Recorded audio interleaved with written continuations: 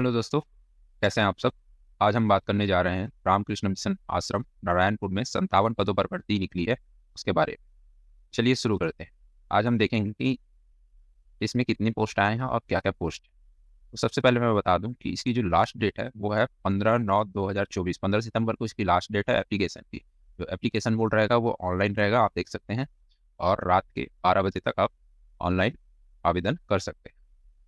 अब विस्तार पूर्वक बात कर लेते हैं इसके पोस्ट के बारे में।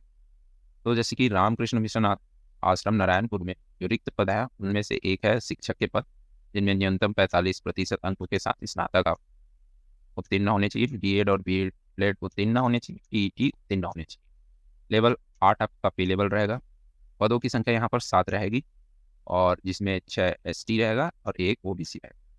वैसे ही पीटीआई है, जिसमें उच्चतर माध्यमिक परीक्षा उत्तीर्ण एवं टीपीएड या बीपीएड सहित स्नातक प्राप्त उत्तीर्ण होना चाहिए। इसमें भी लेवल 8 का पे लेवल रहेगा, और पद संख्या रहेगी इसमें 1, और ये रहेगा आरक्षित एसटी के लिए। क्राफ्ट शिक्षक किसी मान्यता प्राप्त विश्वविद्यालय से क्राफ्ट में डिग्री और डिप्लोमा उत्तीर्ण होना चाहिए। लेवल 8 इनका भी पे लेवल रहेगा, 1 पोस्ट है इसमें भी एसटी के लिए। सहायक शिक्षक विज्ञान विज्ञान गणित विषय में न्यूनतम 45 अंकों से के साथ उच्चतर माध्यमिक परीक्षा उत्तीर्ण, डीएड डीएलएड उत्तीर्ण होना चाहिए, टीईटी उत्तीर्ण होना चाहिए। लेवल 6 इसमें भी पे है, और 1 पोस्ट इसमें भी दिया है अनारक्षित वर्ग के लिए। छात्रावास अधीक्षक का, जिसमें पुरुष वर्ग है, अलग अलग डिवाइड किया गया है इसमें। तो इसमें बोला गया मान्यता प्राप्त विश्वविद्यालय संस्था से स्नातक प्रशिक्षित को अधिमान्यता दी जाएगी। अधिमान्यता का आशय कंप्यूटर ज्ञान प्रशिक्षित अभ्यर्थी को अधिमान्यता दे, मतलब जिनको कंप्यूटर का ज्ञान हो, कंप्यूटर में अच्छा खासा ज्ञान रखते हैं, उनको मान्यता पहले दी जाएगी। जिसमें बोला गया 50% अंक प्राप्त करना अनिवार्य है कंप्यूटर के जो प्रश्न पूछे जाएंगे उसमें, ठीक है, जब एग्जाम होगा इसका तो। और लेवल 6 इसमें पे लेवल है। 3 पद हैं इसमें, 1 एसटी के लिए, 2 जनरल के लिए। इसी तरह महिला छात्रावास अधीक्षिका के लिए है, सेम पोस्ट है और सेम क्वालिफिकेशन मांगी गई है लेवल 6 इसमें भी, लेकिन इसमें महिला के लिए 1 है जो कि जनरल कैटेगरी में निकल। अब बात कर लेते हैं सहायक शिक्षक की। तो सहायक शिक्षक मैंने पहले ही बताया था, सेम इसमें भी है, 45% अंकों के साथ उच्चतर माध्यमिक परीक्षा उत्तीर्ण, डीएड डीएलएड उत्तीर्ण होना चाहिए, टीटी उत्तीर्ण होना चाहिए प्राथमिक स्तर। लेवल 6 पे लेवल रहेगा। 16 पद हैं इसमें, और 10 एसटी के लिए है, 3 जनरल, 3 ओबीसी के लिए। तबला शिक्षक मान्यता प्राप्त विश्वविद्यालय से तबला विषय में डिग्री या डिप्लोमा होना चाहिए। लेवल 8 पे लेवल रहेगा, और 1 पोस्ट है इसमें ओबीसी, ये जनरल कैटेगरी में। जिम्नास्टिक्स शिक्षक में जिम्नास्टिक प्रशिक्षण में डिप्लोमा होना चाहिए या बीपीएड धारक होना चाहिए। जिम्नास्टिक में एनआईएस या एमपीएस डिप्लोमा होना चाहिए आपके पास। लेवल 6 पे लेवल रहेगा, 1 पोस्ट है ओबीसी कैटेगरी। प्रयोगशाला सहायक मान्यता प्राप्त बोर्ड से विज्ञान गणित विषय के साथ उच्चतर माध्यमिक परीक्षा उत्तीर्ण होनी चाहिए, और इसमें जो लेवल है पे लेवल है वो 4 है, और 1 पोस्ट है ये इसमें ओबीसी सॉरी जनरल कैटेगरी के लिए है ये। सहायक वर्ग 3 मतलब क्लर्क की पोस्ट है ये। मान्यता प्राप्त शिक्षा मंडल से 10+2 परीक्षा उत्तीर्ण होना चाहिए, 12वीं पास भी होना चाहिए। मान्यता प्राप्त संस्था से डाटा एंट्री ऑपरेटर प्रोग्रामिंग 1 वर्षीय डिप्लोमा जीडीसीआई और डीसीआई होना चाहिए आपके पास। और कंप्यूटर में हिंदी टाइपिंग में 5000 की डिप्रेशन प्रति घंटा गति होनी चाहिए।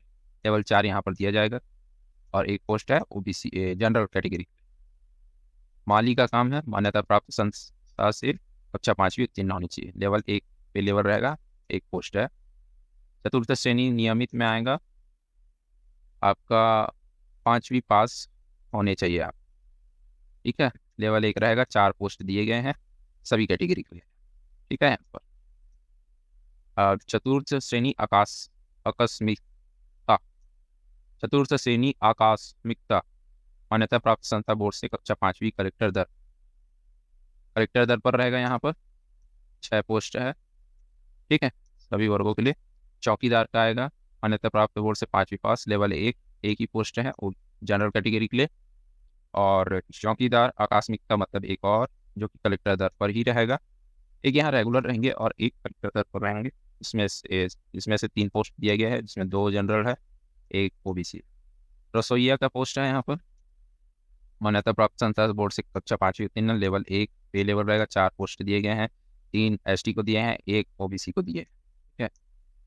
बात कर लेते हैं विशेषज्ञ चर्म रोग विशेषज्ञ के लिए संबंधित विषय में विशेषज्ञता, स्नातकोत्तर उपाधि, प्रात्रोपाधि, विश्वविद्यालय से स्नातकोत्तर उपाधि अथवा प्रात्रोपाधि तथा भारतीय चिकित्सा परिषद से मान्यता प्राप्त हो।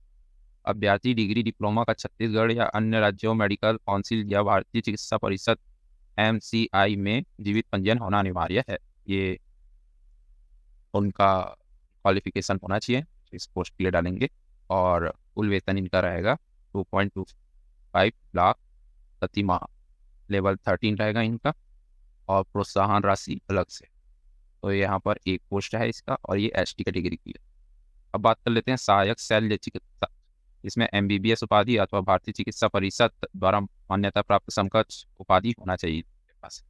छत्तीसगढ़ मेडिकल काउंसिल में जीवित पंजीयन होना अनिवार्य है। अन्य राज्यों या मेडिकल काउंसिल में जीवित में पंजीकृत आवेदकों को छत्तीसगढ़ राज्य में सेवा देने की स्थिति में 2 माह के भीतर छत्तीसगढ़ मेडिकल काउंसिल में पंजीयन करवाना अनिवार्य होगा।